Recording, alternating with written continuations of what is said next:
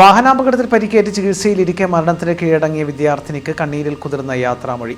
Naduvanad LP സ്കൂളിലെ LKG വിദ്യാർത്ഥിനി തലച്ചങ്ങാട്ടെ ശിവസൂരിയിൽ 5 വയസ്സുകാരി ഇലാന രാജേഷിന്റെ മൃതദേഹം പൊതുദർശനത്തിന് വെച്ചപ്പോൾ ആയിരങ്ങളാണ് അന്തിമോപചാരം അർപ്പിക്കാനെത്തിയത്.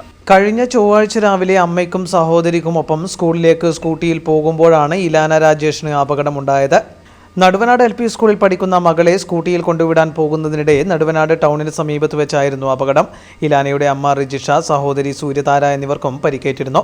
വീട്ടിൽ നിന്ന് സ്കൂട്ടിയിൽ പുറപ്പെട്ട അമ്മയും 2 മക്കളും സ്കൂളിലെത്താൻ 300 മീറ്റർ മാത്രം ബാക്കി നിൽക്കെയാണ് അപകടത്തിൽപ്പെട്ടത്.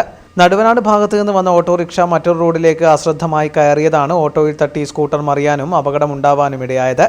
ഗുരുതരമായ പരിക്കുകളോടെ ഇലാനയെ കണ്ണൂർ മിംസ് ആശുപത്രിയിലും മംഗലാപുരത്തെ ആശുപത്രിയിലും പ്രവേശിപ്പിച്ചിരുന്നു. പിന്നീട് പരിയാരം മെഡിക്കൽ കോളേജ് ആശുപത്രിയിൽ കൊണ്ടുവന്നെങ്കിലും തിങ്കളാഴ്ച പുലർച്ചെ 4ഓടെ മരണപ്പെടുകയായിരുന്നു. മട്ടന്നൂർ പോലീസ് ഇൻക്വസ്റ്റ് നടപടികൾ പൂർത്തിയാക്കി പരിയാരം മെഡിക്കൽ കോളേജിൽ വെച്ച് പോസ്റ്റ്മോർട്ടത്തിന് ശേഷം ഉച്ചയ്ക്ക് 2 മണിയോടെ മൃതദേഹം നാട്ടിലെത്തിച്ചു. നടുവനാട് LP സ്കൂളിൽ പൊതുദർശനത്തിന് വെച്ച മൃതദേഹത്തിൽ അധ്യാപകരും നാട്ടുകാരും മറ്റും അന്തിമോപചാരം അർപ്പിച്ചു. തുടർന്ന് വീട്ടിലും പൊതുദർശനത്തിന് വെച്ചപ്പോൾ നാടിന്റെ നാനാഭാഗങ്ങളിൽ നിന്നായി ആയിരങ്ങളാണ് ഇലാനയെ അവസാനമായി ഒരു നോക്ക് കാണാനെത്തിയത്.